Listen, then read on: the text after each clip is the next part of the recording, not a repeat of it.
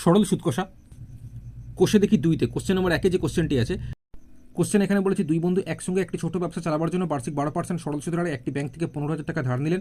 4 বছর পরে ওই টাকার জন্য তাদের কত টাকা সুদ দিতে হবে। তো অঙ্কটা যদি মনে মনে করে কীভাবে করবো সেটাই দেখো।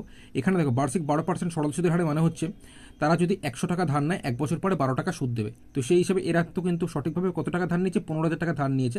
তাহলে 15,000 টাকা ধার নিলে তোমরা মনে মনে হিসাব করে দেখো, 15,000 টাকা ধার নিলে 1800 টাকা থেকে সুদ দিতে হবে 1 বছর পরে। ঠিক আছে, 1 বছরে যদি 1800 টাকা সুদ দেয় তাহলে 4 বছর পরে কতটা সুদ দেবে, 1800 গুণ 4 মানে 7,200 টাকা সঠিক উত্তর হবে। ঠিক আছে, এবার এই 15,000 টাকায় 1 বছরের সুদ যে 1800 টাকা, এটা তোমরা মনে মনে খুব ভালোভাবে বের করতে পারবে। কীভাবে দেখো, এখানে এই বার্ষিক 12% সরল সুদের হারে মানে 100 টাকা যদি ধার নেয় সেক্ষেত্রে 1 বছর পরে 12 টাকা সুদ দিতে হবে।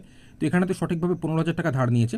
তো সেই হিসেবে আমি যদি একটু ছোটো ছোটো স্টেপ করে করি, 100 টাকায় 1 বছরের সুদ 12 টাকা, 1000 টাকায় দেখো তোমরা মনে মনে করো কত হবে, 120 টাকা। 2000 টাকা কত সুদ হবে 1 বছরে, 1200 টাকা। কিন্তু এখানে কত আছে, 15,000 টাকা, মানে 10,000-এ আমরা পেলাম কত, 1200 টাকা। এখানে 15,000 মানে আরও 5,000, 10,000-এর সঙ্গে আরও 5,000 যোগ করতে হবে, তাই তো। তো 10,000-এর সুদ যদি 1200 টাকা হয়, 5,000-এর সুদ কত, 600 টাকা।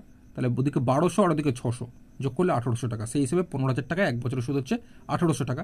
1 বছরের সুদ যদি 1800 টাকা হয়, 4 বছরের সুদ কতটা, 1800 গুণ 4 মানে 7,200 টাকা। এইভাবে সঠিক উত্তর হচ্ছে। ঠিক আছে, কিন্তু এখানে অঙ্কটা আমাকে ফর্মুলা দিয়ে করতে হবে। এই সরল সুদ বের করার ফর্মুলা হচ্ছে PRT/100।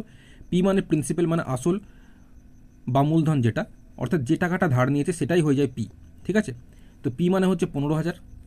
মনে রাখবে তোমরা, কোশ্চেনে টাকা ধার নিক অথবা টাকা জমা করুক সেটাই হয়ে যায় আসল মানে পি। ঠিক আছে, তো এখানে পি হয়ে যাচ্ছে 15,000 আছে, গুণ দিয়ে আর মানে সুদের হার যেটা পার্সেন্টে থাকে কত আছে, 12 আছে, অর্থাৎ এই রেট অফ ইন্টারেস্ট 12, তাই আর সমান 12 লিখেছি। আচ্ছা, টি মানে কত, টি মানে সময়, টাইম কত, 4 বছর বলেছে, তাই টি এর জায়গায় এই 4 লিখলাম, নিচে যেরকম 100 আছে লিখে দিলাম, ওপর নিচ দুটো শূন্য কেটে দিলাম। আচ্ছা, এইবার আমরা গুণ করব।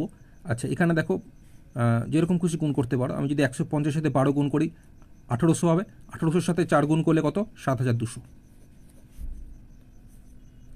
তাহলে 4 বছর পরে ওই টাকার জন্য, মানে যে টাকাটা ধার নিয়েছিল সেই টাকার জন্য তাদের 7,200 টাকা সুদ দিতে হবে। এটা লিখতে হবে এখানে। ঠিক আছে, এছাড়াও এখানে এই সরল সুদ সমান PRT/100 এটা লেখার আগে তোমাদের লিখে নিতে হবে আসল বা মূলধন ব্যাকেটে পি সমান হচ্ছে 15,000 টাকা, বার্ষিক শতকরা সরল সুদের হার ব্যাকেটে আর সমান 12, তারপরে সময় ব্যাকেটে টি সমান 4 বছর। ঠিক আছে, তারপরে সরল সুদ সমান PRT/100 মান বসাবে, 7,200 টাকা আসবে, তারপরে এই উত্তরটা লিখতে হবে।